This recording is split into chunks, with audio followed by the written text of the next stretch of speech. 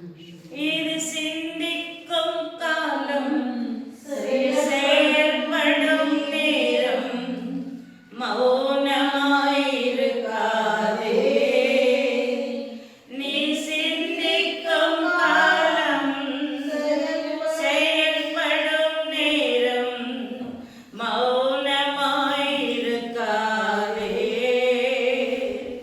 மௌனமாயிருக்காதே. நீ மௌனமாயிருக்காதே. இது சிந்திக்கும் காலம், செயல்படும் நேரம், மௌனமாயிருக்காதே. இது சிந்திக்கும் காலம், செயல்படும் நேரம், மௌனமாயிருக்காதே. இது சிந்திக்கும் காலம், செயல்படும் நேரம், மௌனமாய் இருக்காதே. அறுவடை காலத்தில் மௌனமாயிருந்தால் அறுவடை இழப்பாயே. ஆண்டவர் காலத்தில் மௌனமாயிருந்தால் ஆத்துமா இழப்பாயே. இது சிந்திக்கும் காலம், செயல்படும் நேரம், மௌனமாய் இருக்காதே. இது சிந்திக்கும் காலம், செயல்படும் நேரம், மௌனமாய் இருக்காதே. நீ பெரியவர் என்பதை நாங்கள் அறிந்திருக்கிறபடியா எங்களோடு நீங்க இடைப்படுங்கன்னு சொல்லி இந்த நாளிலே நான் ஜெபிக்கிறேன். நீர் எங்களோடு பேசும், உம்முடைய வார்த்தைகளை கொண்டு எங்களோடு பேசுங்க ஆண்டவரே. உங்க இரத்தத்தினாலே எங்களை மூடுங்கன்னு சொல்லி உங்களுடைய கரத்துல எங்களை அர்ப்பணிக்கிறோம். ஆளுகை செய்யுங்க, நடத்துங்க, கூட தங்கிடுங்க, பாதுகாத்துக் கொள்ளுங்க. இயேசு கிறிஸ்துவின் மூலம் பிதாவே, ஆமென். அல்லேலூயா, அல்லேலூயா, அல்லேலூயா, அல்லேலூயா. கர்த்தர் நல்லவர், அவர் கிருபை என்றும் உள்ளது. நம்மெல்லாம் கர்த்தர் நல்லவர் நல்லவர் நல்லவர் சொல்றமே தவிர நாம என்னது செய்யறது இல்லை, ருசிக்கிறது இல்லைங்க. கர்த்தர் நல்லவர் தான், அவர் எப்போதுமே நல்லவர் தான், அவர் என்றைக்குமே நல்லவர் தான், நம்மோடு கூட இருக்கிறவர் தான், எல்லாவற்றையும் அறிகிறவர் தான், எல்லாமே பார்க்கிறவர் தான். ஆனா நாம என்ன செய்யறது இல்லை, ருசிக்கிறது இல்லை. அல்லேலூயா, அல்லேலூயா. நாம எப்படி ருசிக்கணும், நம்ம ஆண்டவருடைய நாமத்தை எப்படி ருசிக்கணும் அப்படின்னு நம்ம இன்னும் நிறைய என்ன செய்யணும், கத்துக்கணும். ஆண்டவரை தேடுறாங்க, ஆனா என்ன செய்யல, ருசிக்கலங்க. இப்போ கடைக்கு போறோம், இது பிரசங்கம் இல்லை, நம்ம கடைக்கு போறோம். இப்போ ஸ்வீட் கடைக்கு போறோம், ஸ்வீட் வாங்குறோம். அதை கையில் வச்சுக்கிட்டு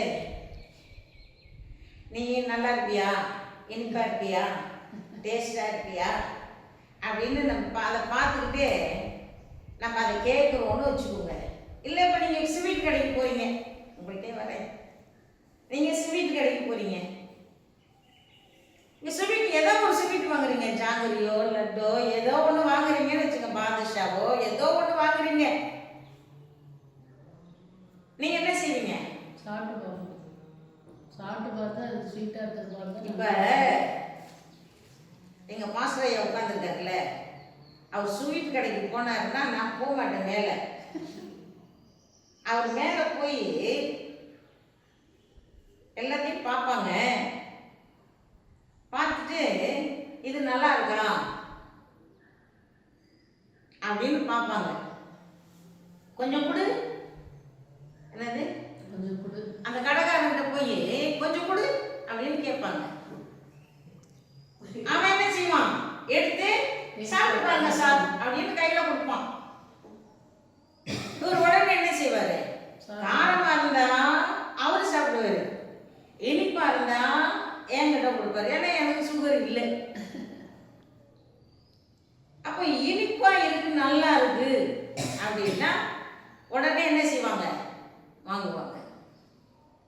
அதே மாதிரிதான் கர்த்தர் நல்லவர் என்பதை எப்போதுமே என்ன செய்யணுமா, ருசிக்கணும். ருசிக்க ருசிக்க ருசிக்க ருசிக்கத்தான் அவன் வாழ்க்கையில என்ன கிடைக்குமா, எல்லாமே கிடைக்கும். எல்லாமே கிடைக்குங்க. அதே மாதிரிதாங்க நானு, அதே மாதிரிதான் நானு. நான் எப்பயுமே ஆண்டவரை என்ன செய்வேன், என்னை பார்த்தா அப்படி தெரியவே தெரியாது. ஆனா ருசிக்க ருசிக்க ருசிக்க நம்ம எல்லாமே ருசிக்கிறோம். கடையில் இருக்கிறதையும் ருசிக்கிறோம், வீட்டில் சமைக்கிறதையும் ருசிக்கிறோம், நல்லா இருக்கான்னு பார்க்குறோம். ஆனா ஆனா கர்த்தரை மட்டும் விட்டுறோம். அப்படித்தானே? ஞாயிற்றுக்கிழமை ஆராதனைக்கு மட்டும்தான் ருசிக்க வரும். இது என்னுடைய பழக்கம். அது எப்போதுமே அப்படிதான் பேசுவேன். அல்லேலூயா. அவங்க பார்த்தாலே எனக்கு பயமா இருக்கு. நம்ம ஒவ்வொரு நாளும் கர்த்தரை ருசிக்கணும். வாழ்க்கையில ருசிக்க ருசிக்க அவருடைய வாழ்க்கை மாறிட்டு போயிட்டே இருக்கும். ருசிக்கல அப்படின்னா அவன் வாழ்க்கை டம்மி ஆயிடும். சத்துள்ள ஆகாரம் சாப்பிட்டாதான் உடம்புக்கு என்ன கிடைக்கும்,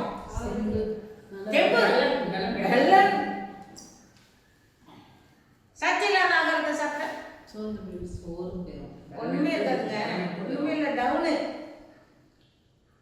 அவன் படுக்க அவ்வளவுதான், முடிஞ்சு போச்சு. அதே மாதிரிதான் ஆண்டவராக இயேசு கிறிஸ்துவே ஒரு மனுஷன் ருசிக்க ருசிக்க ருசிக்க அவனுக்கு என்னதான் கிடைக்குது, ஆவிக்குரிய பலன். ஆவிக்குரிய பலன் கரெக்டா சொல்லிட்டாங்க. ஆவிக்குரிய பலன். ஆவிக்குரிய பலன் இல்லைன்னா ஒரு விசுவாசியும் நிற்க முடியாது. ஆவிக்குரிய பலன் ஒரு மனுஷனுக்குள்ள இருந்தாலே மட்டும்தான் அவன் எப்போதுமே என்ன செய்வான்னா சரியா நிற்பான். இல்லைன்னா அவன் என்ன செஞ்சிருவான், சில சமயம் சில சோர்வு வந்துட்டா, ஒரு பிரச்சனை வந்துட்டா அவன் என்ன செஞ்சிருவான், விழுந்துட்டான். ஏன்னா அவனுக்குள்ள என்ன இல்லை, பலன் இல்லை. கர்த்தருடைய ஆவியானவருடைய பலன் அவனுக்குள்ள இல்லை அப்படின்னா நம்ம எப்போதுமே என்னதான் செய்யணுமா, ருசிக்கணுங்க. ருசிக்கணும்.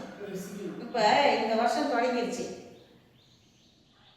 எத்தனை பேர் வேதம் வாசிக்கிறீங்க? நம்மளாம் என்னதான் செய்யறோம்? அதுல ஒரு வார்த்தை சொல்லப்பட்டிருக்கு, நீ வேதத்தை புரட்டினால், நீ வேதத்தை புரட்டி படித்தால் கர்த்தர் உன்னுடைய எல்லா வாழ்க்கையிலிருந்தும் புரட்டி உன்னை சரியான இடத்துல நிக்க வச்சிருக்கிறோம். நம்ம வேதத்தை புரட்டாம இருக்கிறதுனால தாங்க நம்ம எங்க நிக்கிறது இல்லை, அங்க நிக்கிறது இல்லைங்க. கர்த்தருடைய வேத வசனத்தை புரட்டி பார்க்கணும். வேதத்தை ஒரு மனுஷன் அதாவது சரியா பார்க்காம சரியா படிக்காம அப்படியே இருந்தான்னா அவன் இருக்கிற இடத்துல அப்படியே தான் இருப்பான். அவன் வாழ்க்கை என்ன செய்யாது, அப்படியே தான் இருக்கும். அதனாலதான் நம்ம என்ன செய்யணும்னா வேதத்தை என்ன செய்யணும், ஆராய்ந்து பாருங்கள், அவைகளால் உங்களுக்கு நித்திய ஜீவன் வரும். ஜீவன் வரும். வேதத்தை ஆராய்ந்தால் நித்திய ஜீவன் வரும். வேதத்தை படித்தால் நித்திய ஜீவன் வரும். வேதத்தோடு நாம் ஐக்கியமா இருந்தால் நித்திய ஜீவன் வரும். வேதத்தோடு நாம ஒன்றா இருந்தால் நம்முடைய வாழ்க்கையில நித்திய ஜீவன் வரும். அல்லேலூயா, அல்லேலூயா. அதனாலதான் வேதத்தை ருசிக்கணும். அதனாலதான் தாவீது எழுதியிருக்கிறார், கர்த்தர் நல்லவர் என்பதை ருசித்து பாருங்கள், ருசித்து பாருங்கள். அவர் மேல் நம்பிக்கையா இருக்கிற மனுஷன் பாக்கியவான். பாக்கியவான் என்ன? பாக்கியவான் என்ன சொல்லுங்க? கர்த்தர் நல்லவர் என்பதை ருசித்து பாருங்கள். அவர் மேல் நம்பிக்கையா இருக்கிற மனுஷன் பாக்கியவான்றதுக்கு அடுத்தது அவன் எப்போதுமே ஆசீர்வதிக்கப்படுவான். தனியா ஒரு ஆசீர்வாதம் தேவையில்லைங்க. ஊழியக்காரர் ஜெபம் பண்ணி ஆசீர்வாதம் வரணும் அப்படின்றதெல்லாம் அவசியம் இல்லை. ஆசீர்வாதம் யார் கையில தான் இருக்கு? என் கையில இருக்கிற ஆசீர்வாதத்தை நான் மற்றவங்களுக்கு கொடுக்கணும். இப்ப எனக்கே ஆசீர்வாதம் இல்லைன்னா நான் எப்படி மற்றவங்களுக்கு கொடுக்கறது? சரிதானே? இப்ப நானே ஆசீர்வாதமா இல்லை. என் வாழ்க்கையிலே கஷ்டம், பிரச்சனை, தோல்வி, போராட்டம், வியாதி, வறுமை, வேதனை எல்லாமே இருக்கு. ஆனா நான் சபைக்கு வரேன். ஆனா என் வாழ்க்கையில எல்லாமே மூடி இருக்குங்க. நான் எப்படி ஆசீர்வாதத்தை மற்றவங்களுக்கு கொடுக்க முடியும்? சொல்லுங்க, சொல்லுங்கப்பா. பயமா இருக்கா? நான் இங்க மெதுவா நிதானமா பேசுறேன்.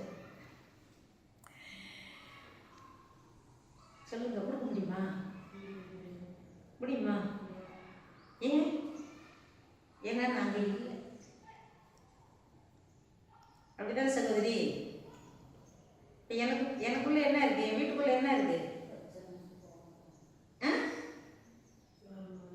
என் வீட்டுக்குள்ள என்ன இருக்கு? பிரச்சனை இருக்கு, போராட்டம் இருக்கு, வியாதி இருக்கு, சமாதானம் இல்லை, கடன் பிரச்சனை, நிம்மதி இல்லை, சஞ்சலம் இருக்கு, தவிப்பு இருக்கு, கண்ணீர் இருக்கு, எல்லாமே இருக்கு. எல்லாமே இருக்குங்க. நான் எப்படி மற்றவங்களுக்கு கொடுக்க முடியும்? நீ எப்படி ஆசீர்வாதமா இருப்ப? என் வீட்டுல இருக்க பிரச்சனை எல்லாம் போயிடுச்சுங்க. கர்த்தரை நம்புங்க, அவர் தருவாருங்க. எப்படி கர்த்தர் நல்லவர் என்பதை ருசிங்க அப்படின்னு நம்ம எப்படி அடுத்தவங்களுக்கு சொல்ல முடியும்? ருசித்து பார்த்தாதான் சொல்ல முடியும். சொல்ல முடியுங்க. ஆமாங்க. அதைத்தான் எப்போதுமே நம்ம என்ன செய்யணும்னா தேவன் நன்மையில் வந்து நிற்கணும். நான் 17 வயசுல ரட்சிக்கப்பட்டேன். எத்தனை வயசுல? 17 வயசுல. இப்போ நான் ரட்சிக்கப்பட்டு 45 வருஷம் ஆச்சு. அன்னையிலிருந்து அன்னைக்கு பிடிச்ச கை தான் இன்னைய வரைக்கும் விடலை. எனக்கு யாரும் சுவிசேஷம் சொல்லலை. நான் இருந்தது ஒரு கான்வென்ட்ல. என்னை பார்க்க யாரும் இல்லை. எனக்கு அம்மா அப்பா இருக்காங்களான்னு தெரியாது. நான் அப்படிதான் வாழ்ந்தேன். என்னுடைய 13வது வயசுல கான்வென்ட்டுக்கு போனேன். என்னுடைய 17வது வயசுல ரட்சிக்கப்பட்டேன். ஆர்சி, பயங்கர ஆர்சி வைராக்கியம் உள்ளவள் தான் நான்.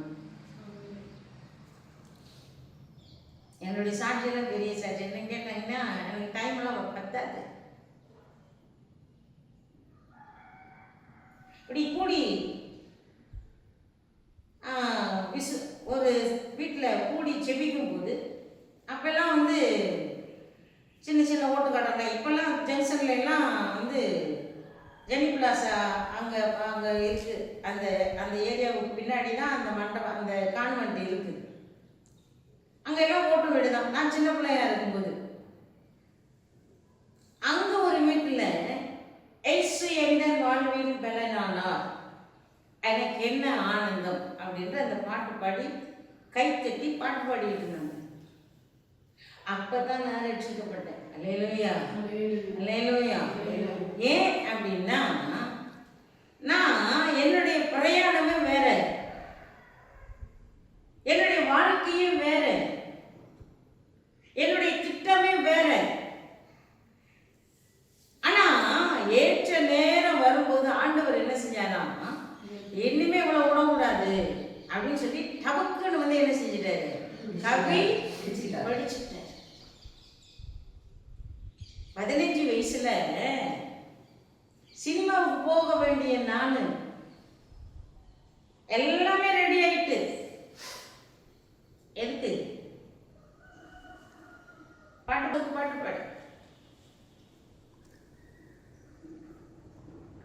பார்த்தாரு. இது பெரிய சாட்சி, நான் சுருக்கிட்டேன். இவளை விட்டா என்ன ஆகாது, அப்படியே போயிடுவான். ஆனால் நிறைய நான் இந்து பாட்டெல்லாம் பாடுவேன், நிறைய இஸ்லாமியர் பாட்டெல்லாம் பாடுவேன், நிறைய சினிமா பாட்டெல்லாம் பாடுவேன், நிறைய மரியாதை பாட்டெல்லாம் பாடுவேன். எல்லாமே அத்துப்படி, எனக்கு என் வாழ்க்கையும் எனக்கு அத்துப்படிங்க. ஆனா நான் இங்க நிக்கிறது கர்த்தருக்காக மாத்திரம்தான். அல்லேலூயா, அல்லேலூயா. உடையான சேற்றிலிருந்து ஆண்டவர் என்னை தூக்கி எங்க கொண்டு வந்து நிறுத்தி இருக்கிறார். இன்றைக்கு அப்படி போக வேண்டிய என்னை ஆண்டவர் என்ன செய்தார், கொண்டு வந்தார். அவர் கொண்டு வந்தார். 17 வயசுல ரட்சிக்கப்பட்டேன், 18 வயசுல திருமணம் பண்ணேன். அன்னையிலிருந்து என்னை வரைக்கும் கர்த்தருக்காக வாழ்ந்து கொண்டிருக்கிறேன். இப்ப என்னுடைய வாழ்க்கையில நிறைய பிரச்சனை, நிறைய போராட்டம். ரட்சிக்கப்பட்ட பிற்பாடு பாடு, வீடு இல்ல, வெளியில இருக்க வேண்டிய சூழ்நிலை கூட வந்தது. ஆனா தாவீது சொல்றாரு, கர்த்தரை எனக்கு முன்பாக வைத்திருக்கிறேன், அவர் என் வலது பக்கத்தில் இருக்கிறபடியால் நான் என்ன செய்ய மாட்டேன், ரட்சிக்கப்படுவதில்லை. 16ஆம் சங்கீதத்தில் சொல்ற, கர்த்தரை எனக்கு முன்பாக வைத்திருக்கிறேன். அப்போ ஆண்டவரை நமக்கு முன்னாடி ஒரு மனுஷன், ஒரு குடும்பம், ஒரு தனிப்பட்ட மனுஷன் வைச்சாங்கன்னா அவங்க எதுக்குமே என்ன செய்ய மாட்டாங்க, அசைக்கப்படவே மாட்டாங்க. அசைவே வராது, அசைவே இருக்காது. ஏன்னா அவங்க எப்படிதான் இருக்காங்கன்னா கர்த்தருக்குள். இப்போ ஒரு பனைமரம் இருக்கு, அந்த பனைமரம் புயல் அடிச்சா விழுதா, காத்து அடிச்சா விழுதா, எல்லா மரமும் சாஞ்சிருங்க. ஆனா பனைமரம் மட்டும் விழவே விழாது. ஏன்?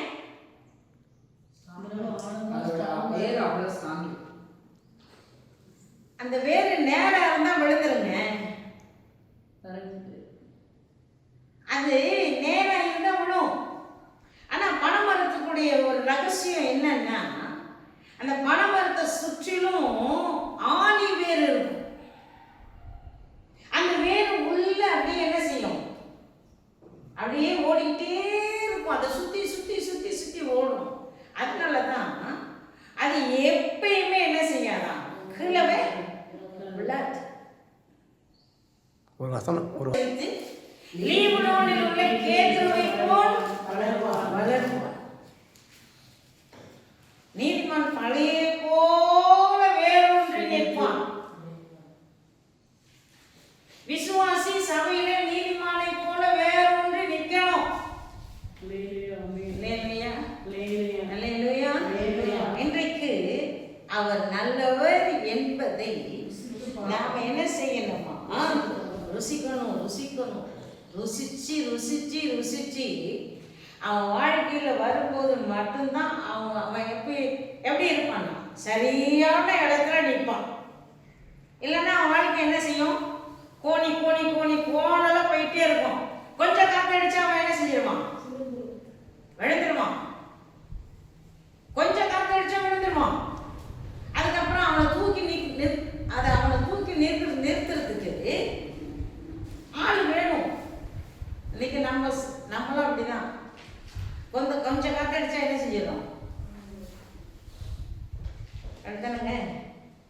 கொஞ்சம் பிரச்சனை வந்து என்ன செஞ்சிடும், உழுதுடும்.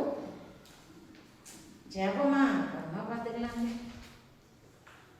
நானே இங்கே கஷ்டப்படுறேன், எங்கள் வீட்டுக்காரே சரியில்லை,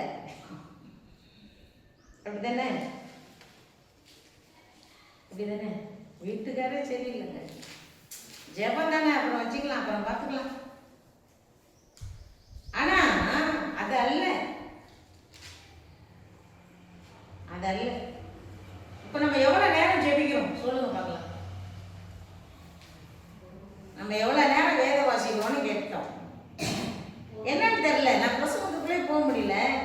பரிசுத்த ஆவியானவர் இதை கேளுன்று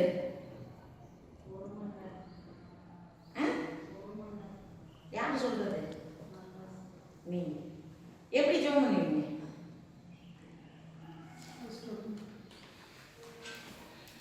எப்படி ஜெபம் பண்ணுவீங்க? ஒரு மனுஷன் ஜெபிக்கும் போது அவன் என்ன செய்யறான்னா, ஜெபம் வெற்றி உள்ள வாழ்க்கையின் அஸ்திவாரம். நான் எழுதியிருக்கிறேன், ஜெபம் வெற்றி உள்ள வாழ்க்கையின் ஜெபம் வெற்றி உள்ள வாழ்க்கையின் அஸ்திவாரம். ஜெபம் இல்லாதவன், அஸ்திவாரம் இல்லாதவன், அவனால அஸ்திவாரம் போடவே முடியாது. இப்ப ஒரு மனுஷனுடைய வாழ்க்கையில என்னதான் வேணுமா, ஜெபம் வேண்டும். இப்ப 1 மணி நேரம் ஜெபிக்கிறது ஜெபம் அல்ல, 24 மணி நேரமும் ஒரு மனுஷன் ஜெபிக்கணும்.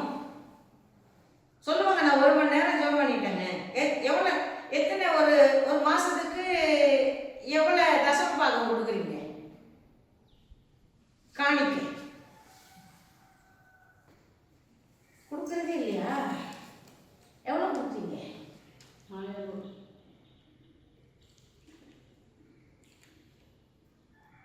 சொல்லுங்க. இல்லை, கொடுக்கறதே இல்லை. நான் அதை கேட்கல, நீங்க தசமம் கொடுக்குற காணியை கொடுக்குறா அதை கேட்கல. ஆனா 100க்கு 10 ரூபா தசமம் ஆகும் அப்படின்னா ஒரு நாளைக்கு 2.25 மணி நேரம், ஒரு நாளைக்கு 2 மணி நேரம் 40 நிமிஷம் கொடுக்கணும் ஆண்டவருக்கு. அதுதாங்க நீங்க கொடுக்கிறது. இது கொடுக்கிறது கணக்கு இல்லை. அப்ப ஜெபம் இல்லாதவன் அஸ்திவாரமே அவனால போடவே முடியாது. ஜெபம் உலக வாழ்க்கைக்கு முற்றுப்புள்ளி வைக்கும். ஜெபம் என்பது நம்முடைய உலக வாழ்க்கைக்கு முற்றுப்புள்ளி வைக்குமா? நம்ம எப்படி வாழ்றோம், எப்படி கர்த்தருக்காக நிக்கிறோம், எங்க நிக்கிறோம், எப்படி நிக்கிறோம், அவருக்காக என்ன செய்ய போறோம், எப்படி வாழ்றோம் அப்படின்றத அந்த ஜெபம் நம்மை கண்ணோக்கி பார்த்துட்டே இருந்துட்டு நாம போகிற இடமெல்லாம் நம்முடைய ஜெபமாகிய அந்த வார்த்தை ஒரு மனுஷனை என்ன செய்யுமா, அதை அப்படியே கொண்டு வந்து நீ அங்க போகாத, இங்க நில்லு, நீ உலகத்துக்குள்ள போகாத, அது சரியில்லை, உலகத்துக்குள்ள நீ போனீன்னா நீ விழுந்துருவ, நீ அங்க போகாத அப்படின்னு சொல்லி அந்த ஜெபமானது என்ன செய்யுமா, வாழ்க்கையில முற்றுப்புள்ளி வைக்குமா. இப்ப நம்ம பிள்ளைங்களுக்கு என்ன செய்யறோம்னா, நம்ம பிள்ளைங்களுக்கு என்ன செய்யணும், போகாத அது சரியில்லை அப்படி சொல்றோம்ல, அதே மாதிரி பரிசுத்த ஆவியானவர் சொல்றார். நம்ம உபவாச ஜெபத்துக்கு தான் உத்தரவு. ஆனா நம்முடைய ஜெபம் எங்க, எப்படி, எப்படிப்பட்ட ஒரு நிலையில இருக்கணும் அப்படின்னு சொல்லினா ஆண்டவர் உங்கள்கிட்ட பேசிட்டு இருக்கிறார். அல்லேலூயா, அல்லேலூயா. ஜெபம் என்பது வாழ்க்கையில் முதலீடு. நான் சொன்னேன் 2 மணி நேரம் 40 நிமிஷம். ஜெபம் வாழ்க்கையில் முதலீடு. நம்ம எதுக்கும் முதலீடு செய்யறோம்ல, ஆனா ஜெப வாழ்க்கையில என்ன செய்யறது இல்ல, முதலீடு. இப்ப முதலீடுன்னா என்னங்க? இன்வெஸ்ட் பண்றது.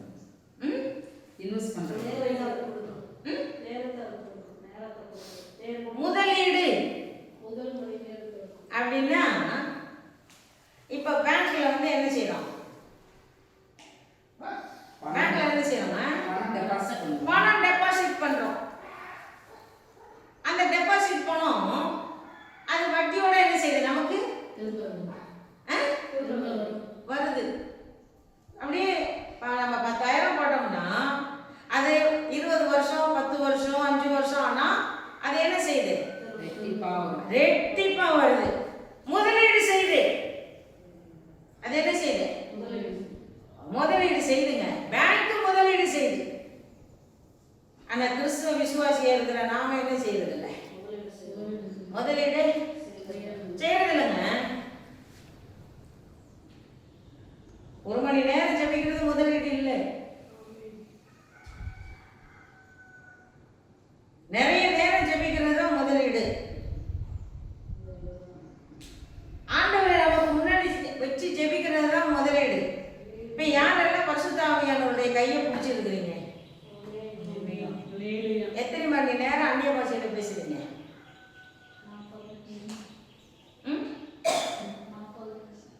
40 நிமிஷம். 40 நிமிஷம் தொடர்ச்சி பேச முடியுமா? நீங்க பேசுவீங்களா?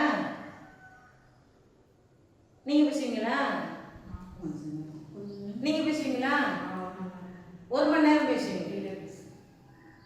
இன்னும் முதலீடு செய்யுங்க. 2 மணி நேரம் ஆக்குங்க. 1 மணி நேரம் அந்நிய பாஷை பேசுற ஒவ்வொரு மனுஷனுக்குள்ளேயும் 2 மணி நேரம் பேசுற மனுஷனுக்குள்ளேயும் முதலீடு வந்துட்டே இருக்கும். அவனை ஆண்டவர் வித்தியாசமா மாத்தினே இருப்பார்.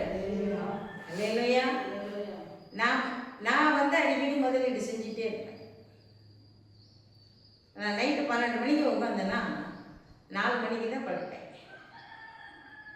அந்நிய பாஷையில தான் ஜெபம் பண்ணுவேன். எத்தனை மணி நேரம் ஜெபிக்கிறேன்? 4 மணி நேரம். முடியுமா? முடியும். இல்லையா? ஆனா நம்மளால முடியாது. ஏன்னா நம்ம பெற்றுக்கொண்ட அபிஷேகம் அப்படியே இருக்குது. பெற்றுக்கொண்ட அபிஷேகம் அப்படியே வச்சிருக்கிறோம். ஆனா ஜெப வாழ்க்கையில முதலீடு செய்யும் போதுதான் பரிசுத்த ஆவியானவர் என்ன செய்யறாருன்னா நம்முடைய வாழ்க்கையை மாற்றுகிறார். ஜெபம் என்பது ஆழமான கடல். ஜெபம் என்பது ஆழமான கடல். ஆழமான கடலுங்க. அந்த கடலுக்குள்ள ஒரு மனுஷன், கடலுக்குள்ள ஒரு மனுஷன் போயிட்டான்னா அவன் முத்தி எடுக்காம வரவே மாட்டான். என்னுடைய அனுபவத்தால் தாங்க நான் சொல்லிட்டு இருக்கிறேன். ஜெபம் என்பது ஆழமான கடல்.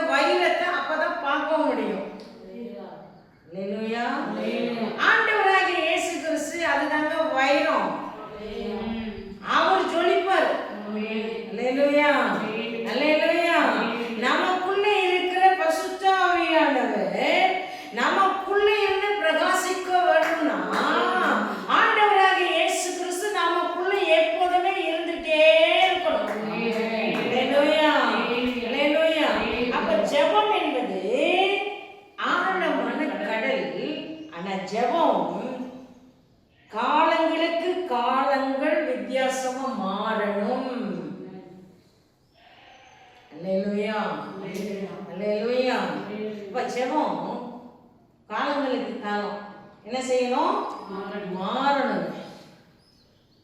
மாறிக்கிட்டே இருக்கணும். ஒரே ஜெபத்தை எப்பயுமே பண்ணிக்கிட்டே இருக்கக்கூடாது.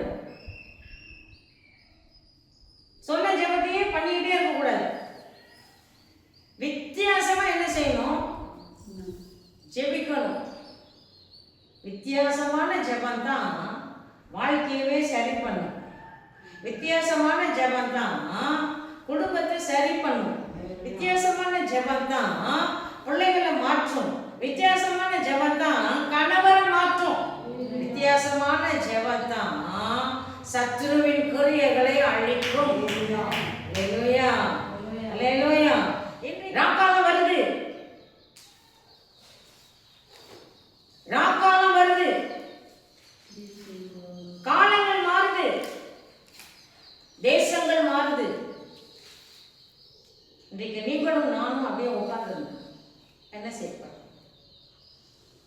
ஜபம் என்பது வித்தியாசமாய் நம்ம ஜெபிக்கும் போது கர்த்தர் என்ன செய்யறாருன்னா நம்முடைய வாழ்க்கையை சரி பண்ணி அதுக்கு நேரம் நம்மளை கொண்டு நிறுத்துறாரு, சரி பண்றாரு. ஒரு மனுஷனை சரி பண்றாரு, ஒரு விசுவாசியை சரி பண்றாரு, ஒரு குடும்பத்தை சரியாக்குறாரு. அப்படின்னா நாம எப்படி ஜெபிக்கிறோம் அப்படின்றது தான் ரொம்ப ரொம்ப முக்கியம். அப்போ புதிய பரிமாணத்தை ஆண்டவர் நமக்கு தருகிறார். ஏன்னா ராக்காலம் வருது. நம்முடைய நாட்கள் பொல்லாதவை, பொல்லாத காலத்துக்குள்ள வந்திருக்கும். அதனாலதான் நாம எப்போதுமே ஆண்டவரோடு கூட ஒரு மனுஷன் காணப்படும் போது அவன் என்ன செய்கிறான்னா அவன் பெரிய காரியங்களை அவன் செய்து கொண்டே இருக்கிறான். அல்லேலூயா, அல்லேலூயா, அல்லேலூயா. இன்னைக்கு நாம் எங்க இருக்கிறோம்? நம்ம எங்க நிக்கிறோம்? எங்க நிக்கிறோம் கண்டுபிடிக்கணுமே. நம்ம எங்க நிக்கணும்னு கண்டுபிடிக்கணும். நம்ம எங்க நிக்கணும், நம்ம எங்க நின்றுட்டு இருக்கோம்? ஜனவரி மாசத்துல இருந்து நவம்பர் மாசம் வரைக்கும் நான் எங்க நிக்கிறேன்? நான் ஆண்டவருக்காக என்ன செஞ்சேன்? நீ மட்டும் ஓடிட்டே இருக்கு. ஆண்டவருக்காக நான் என்ன செஞ்சேன்? நான் எப்படி வாழ்ந்தேன்? நான் எப்படி நின்னேன்? அப்படின்னு சொல்லி நம்மள என்ன செய்யணும்னா பார்க்கணும், ஆராய்ந்து பார்க்கணும். ஒரு மனுஷனை ஆராய்ந்து பார்க்கலன்னா அவன் எப்போதுமே எப்படிதான் இருக்கிறான்? டம்மியாவே இருக்கிறான். எப்படி இருக்கான்? டம்மியா தான் இருக்கான். அப்ப எங்க நிக்கணும்? இப்போ யோவான் சுவிசேஷம் 5ஆம் அதிகாரத்தை பார்த்தீங்கன்னா இயேசு கிறிஸ்து அங்க வராரு. 12 வாசல் இருக்கா? 12 வாசல். அப்ப 12 வாசலும் நெகோமியா புத்தகத்துல 3ஆம் அதிகாரத்தை பார்த்தீங்கன்னு சொன்னா அதுல 12 வாசலும் வரும். இந்த 12 வாசல் இங்கேயும் இருக்கும், புதிய ஏற்பாட்டிலையும் இருக்கும். அதுதான் வேத வசனத்தை தேடி தேடி பார்க்கணும். யோவான் 5ஆம் அதிகாரத்திலே பெதஸ்தா குளத்தண்டையில் 12 வாசல் அருகே இருக்கா? 5 மண்டபம் இருந்ததாம். எத்தனை மண்டபம்? 5 மண்டபம். இப்ப நமக்கு எத்தனை மண்டபம் இருக்கு? ஆட்டு வாசல்ல 5 மண்டபம் இருந்தது. இப்ப நீங்க ஆட்டு வாசல்னு வச்சுக்கோங்க. இயேசு கிறிஸ்து உங்க வழியா வரணும். புரியும் நினைக்கிறேன். இப்ப நமக்குள்ள 5 மண்டபம் இருக்கு. கண்ணு, காது, மூக்கு கண்டுபிடிச்சிட்டாங்க. 5 மண்டபம் இருக்குங்க. பார்க்கிறோம், கேட்கிறோம், சுதிக்கிறோம், பேசுறோம், சொல்றோம், நடக்கிறோம், உணர்றோம். 5 மண்டபம் நமக்குள்ள இருக்கு. இந்த 5 மண்டபத்தையும் கடந்து இயேசு வெளியே வருகிறான். இப்போ அந்த 5 மண்டபத்துல ஒண்ணுதான் மீன் வாசல். இந்த மீன்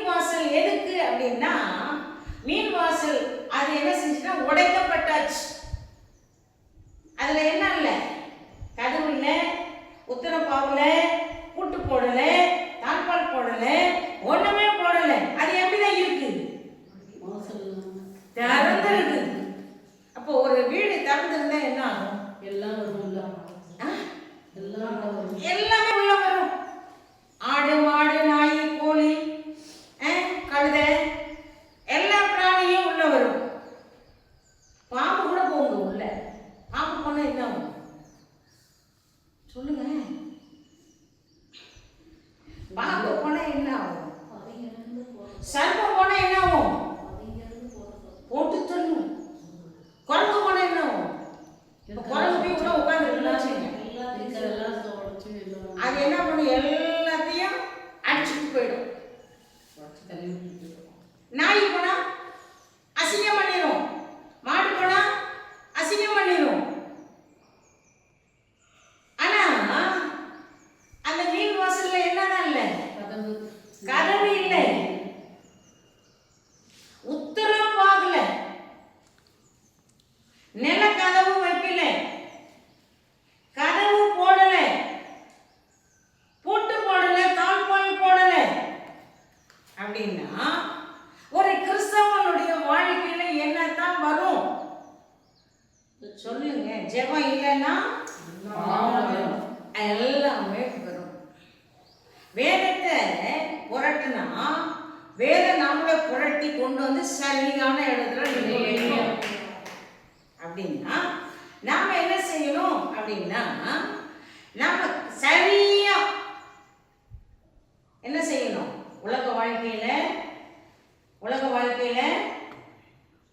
சொல்லுங்க, உலக வாழ்க்கையில முற்றுப்புள்ளி வைக்கணும். இப்போ நம்முடைய வாழ்க்கை முற்றுப்புள்ளி வைக்கணும். உலக வாழ்க்கைக்கு நம்முடைய வாழ்க்கையில உலக வாழ்க்கை இருந்ததுன்னா தேவன் கிரியை செய்ய தாமதிப்பார். கிரியை செய்ய, அற்புதம் செய்ய தாமதிப்பார். அப்போ உலக வாழ்க்கைக்கு ஒரு மனுஷன் முற்றுப்புள்ளி வச்சுட்டான் அப்படின்னா, சபை முற்றுப்புள்ளி வச்சிருச்சுன்னா, விசுவாசி முற்றுப்புள்ளி வச்சிடுச்சுன்னா அவன் எப்படிதான் இருக்கானா? வேறு பிரிந்து இருக்கிறான். இப்போ நமக்கும் உலகத்துக்கும் வித்தியாசம் இருக்கு. அப்படித்தானே? நாம ரட்சிக்கப்பட்டுட்டோம். மற்றவர்கள் நம்மை பார்க்கும்போது என்ன செய்யறாங்க? அவங்க சபைக்கு போறாங்க சொல்றாங்க இல்லையா? அவங்க சபைக்கு போறாங்க.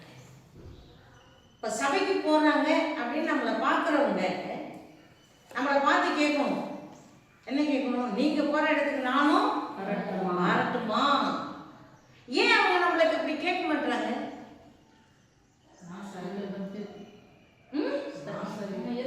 நான் இருக்க வேண்டிய இடத்துல இல்லை, அதனால அது அவங்களால கேட்க. ஏன்னா அவங்கள மாதிரியே நானும் இருக்கேன்.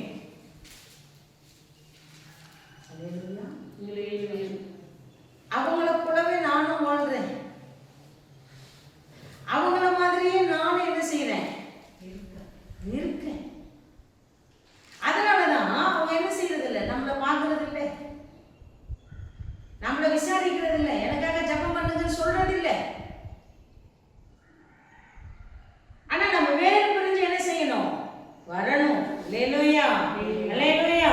இன்றைக்கு நம்முடைய வாசல் பூட்டப்படாமல் எப்போதுமே இருக்கணுமா? ஆனா உலக வாழ்க்கைக்கு உன் வாசல் பூட்டப்படணும். ஆவிக்குரிய வாழ்க்கைக்கு உன் வாசல் திறக்கப்படணும். கர்த்தராகிய இயேசு கிறிஸ்து உன் வீட்டு வாசல் வழியா வெளியே வரணும் அப்படின்னா உனக்குள்ள இருக்கிற 5 மண்டபமும் சரியா இருக்கணும். அப்படின்னா நான் கதவு போடாத, கதவு வைக்க முடியாத இடத்துல கதவு வைக்கணும். எங்க உத்தரம் பாவலையோ அங்க உத்தரம் பாகணும். பூட்டு போடணுமா? பூட்டு போடணும். தாழ்பால் போடணுமா? தாழ்பால் போடணும். தாழ்பால் போடலன்னா இயேசு கிறிஸ்து சொல்றாரு, திருடன் திருடவும் கொல்லவும் அழிக்கவும் வருகிறானே என்று ஒன்றுக்கு அவன் வர்றது கிடையாது. அப்ப நமக்குள்ள இருக்கிறத எல்லாத்தையும் என்ன செஞ்சிடலாம்? திருடிட்டு போயிடுவாங்க. நம்முடைய ஆவிக்குரிய நிலைமையை அப்படியே கொண்டு போயிடுவான். நம்முடைய சமாதானத்தை அப்படியே கொண்டு போயிடுவான். நம்முடைய பொருளாதாரத்தை அப்படியே கொண்டு போயிடுவான். நம்முடைய சந்தோஷத்தை அப்படியே கொண்டு போயிடுவான். அப்படியே கொண்டு போயிட்டான். ஒண்ணுமே சொல்லுங்க, எல்லாம் யோசிக்கிறீங்க, நான் முடிச்சிடுறேன். அப்படி என்ன செய்யலாம்? கொண்டு போயிடுவான். அப்படின்னா நம்ம என்னதான் செய்யணும்? இங்க சொல்லப்பட்டதுக்கு உன்னிடத்துக்கு ஜாதிகளில் பலத்த சேனையை கொண்டு வரும் படிக்கு அவர்களுடைய ராஜாக்களை அழைத்து வரும் படிக்கும் இரவும் பகலும் கூட்டப்படாமல் இருக்கணும். ராஜாக்கள் வரணும் அப்படின்னா இங்க வரணும்ல. அந்த வசனத்தை நல்லா நீங்க வீட்டுல போய் நல்லா படிச்சு பாருங்க. அங்க என்ன போட்டிருக்கு? ஜாதிகள் வரணும், ஜாதிகளின் பலத்த சேனை வரணும்,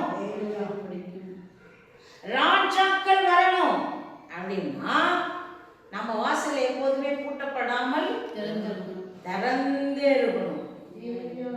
அல்லேலூயா அல்லேலூயா. அப்படின்னா இந்த வருஷம் முழுசும் எப்படியே போயிட்டு, ஆனா இனி வருகிற வருஷத்துல நாம எப்படி இருக்க போறோம்?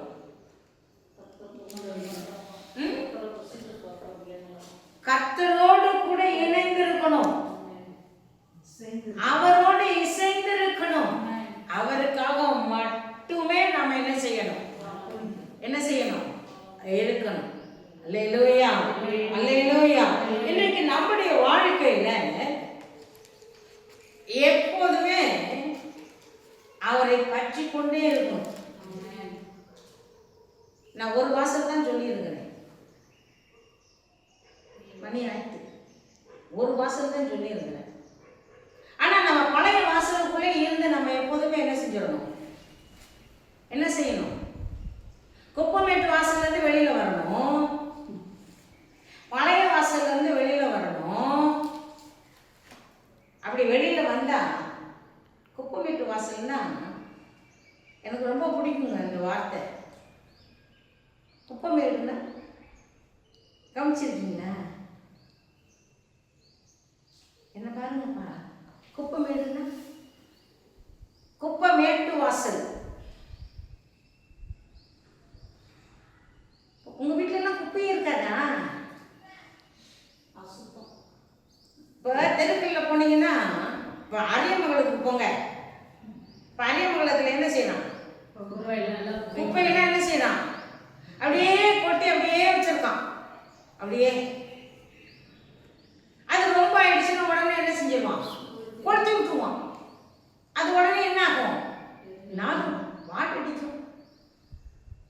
இன்னைக்கு நமக்குள்ளே தான் குப்பையை சேர்த்து சேர்த்து சேர்த்து சேர்த்து சேர்த்து சேர்த்து இந்த வருஷம் முழுசும் என்ன செஞ்சிட்டோம்? நாளைக்கு தான் பேசுவேன். சேர்த்து சேர்த்து சேர்த்து சேர்த்து சேர்த்து வச்சுட்டு அதை எடுக்கணும்னா எடுக்கவே முடியலங்க. அதை மண்வெட்டி போட்டு நோண்டுனாலும் வர மாட்டுது. கொளுத்தி விட்டா என்ன ஆகுது? சொல்லுங்க, நாடுதுங்க. ஆனா நாம என்ன செய்யணும்? பரிசுத்த ஆவியானவரோடு நாம இருந்தோம் அப்படின்னா அந்த குப்பை வீட்டு வாசல் என்ன செஞ்சிடும்? அப்பதான் ஒளிமுக வாசலுக்குள்ள வர முடியும், அப்பதான் தரிசனத்தை பெற முடியும், அப்பதான் ஆண்டவரோட நாம என்ன செய்ய முடியும்? ஈடுபட முடியும், அப்பதான் அவரோட ஐக்கியமா இருக்க முடியும், அப்பதான் அவர் நம்மோட பேசுவார். அல்லேலூயா. அவர் நம்மோடு பேசினார்னா நாம அவரோட பேச முடியும். அல்லேலூயா அல்லேலூயா. அந்த தரிசனத்தை நாம பெற்றுக்கொண்டு நாம என்ன செய்யணும்னா நிக்கணும். அப்படின்னா முதல்ல எங்க இருந்து வெளியில வரணும்? குப்பமேட்டு வாசல்ல இருந்து வெளியில வரணுங்க. பழைய வாசல்ல இருந்து வெளியில வரணும். அப்பதான் மண்பாண்டமாகிய நமக்குள்ள தீவிட்டிய வைப்பாராம். அல்லேலூயா அல்லேலூயா. வாசிக்கலாமா? ஒரே ஒரு வசனம், ஏசாயா தீர்க்கதரிசன புஸ்தகம் 62ஆம் அதிகாரம். நீ கர்த்தருடைய கையில் இல்ல 62:1. சீயோனி நிமித்தமும் எருசலேமின் நிமித்தமும் நான் மௌனமாயிராமல் நீதி பிரகாசத்தைப் போலவும் அதன் ரட்சிப்பு எரிகிற தீவெட்டியைப் போலவும் வெளிப்படும் மட்டும் அமராமலும் இருப்பேன். ரட்சிப்பு பிரகாசத்தை போலவும் அதன் ரட்சிப்பு என்கிற தீவெட்டி வெளிப்படும் மட்டும் ஆமராமலும் நமக்குள்ள என்ன வரும்? ரட்சிப்பு, பிரகாசம். இப்போ நம்ம குப்பமிட்டு வாசலிருந்து வெளியில வந்துட்டோம், அவர் நமக்கு என்ன கொடுக்குறேன்னா ஒரு பிரகாசம். அப்பதான் இந்த ரட்சிப்பு வெளியில போகும். அப்பதான் ரட்சிப்பு என்ன செய்யும்? அப்பதான் நம்ம படிச்சோம்ல, என்ன படிச்சோம்? ஜாதிகளை கொண்டு வருவான், ராஜாக்களை கொண்டு வருவான், உன் வாசல் கூட்டப்படாமல் எப்போதும் திறந்தே இருக்கும். அப்படின்னா என்னுடைய தீவெட்டி எங்கதான் இருக்கு? எனக்கு இப்ப இந்த 5 மண்டபமும் சுத்தமா இருக்கணும், குப்பை இருக்கக்கூடாது.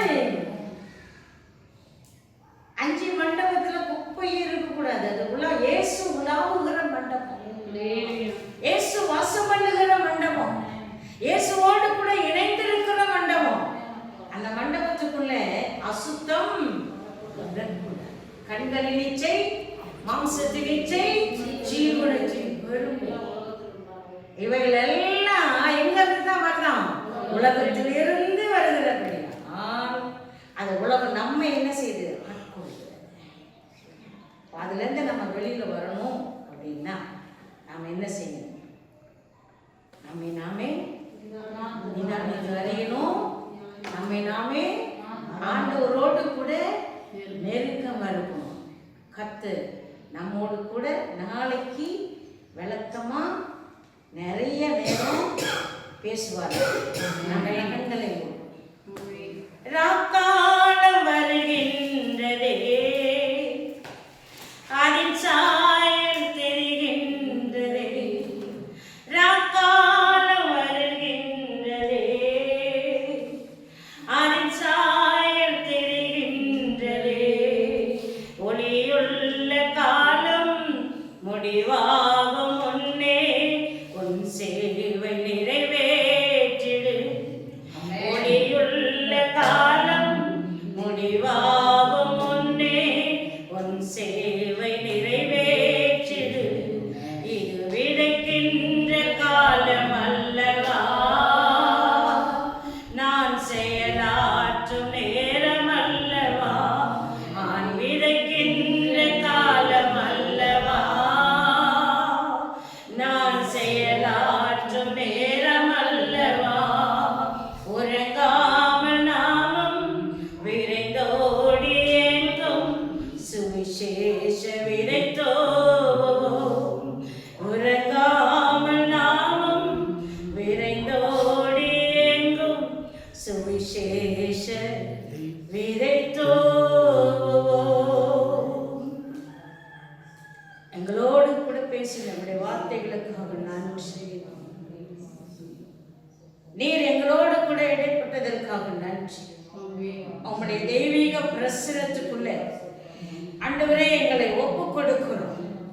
நாங்கள் யார் என்பதை நாங்கள் அறியும்படிக்கு இந்த நாளிலே நீர் எங்களுக்கு சொல்லிக் கொடுத்து ஒவ்வொரு வார்த்தைகளுக்காக நன்றி.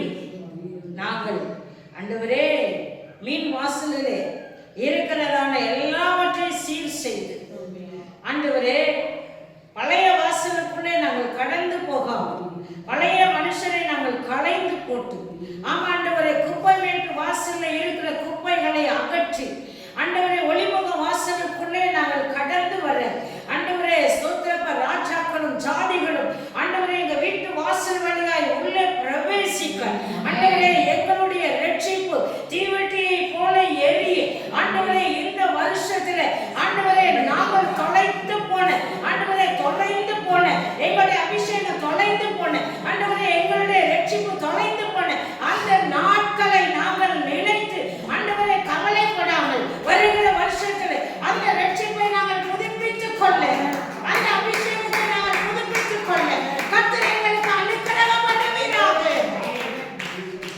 உங்க பிரசன்னத்துக்குள்ள எங்களை மூடினி எங்களோடு கூட பேசி எங்களுக்கு கற்றுக் கொடுத்த ஒவ்வொரு வார்த்தைகளையும் நாங்கள் எப்போது உலக வாழ்க்கைக்கு நாங்கள் முற்றுப்புள்ளி வைத்து நாங்கள் எங்கள் வாழ்க்கையை வேறு புரிந்து வாழ எங்களுக்கு அனுக்கிரகம் பண்ணுங்கன்னு சொல்லி நம்முடைய தெய்வீக கரத்தில் அர்ப்பணிக்கிறோம். நீர் எங்களை ஆண்டு கொண்டு வந்த பிள்ளைகளுக்காக ஜெபிக்கிறோம். ஆண்டவரே, ஒவ்வொருவரையும் ஒவ்வொரு குடும்பத்தையும் நீர் அப்படி நடத்துவீராக. தேவனுடைய நாமம் மகிமைப்படுவதாக, மகிமை கூட தங்கி இருப்பதாக. ஆசீர்வதிப்பீராக, உமக்காக நிற்க உதவி செய்வீராக. பெரிய காரியங்களை செய்ய உமக்கேற்ற தூணா ஆண்டவரே நிற்க பலன் தான். ஆசீர்வதிக்க இயேசு கிறிஸ்துவின் மூலம் ஜெபிக்கிறேன் பிதாவே. ஆமென் ஆமென்.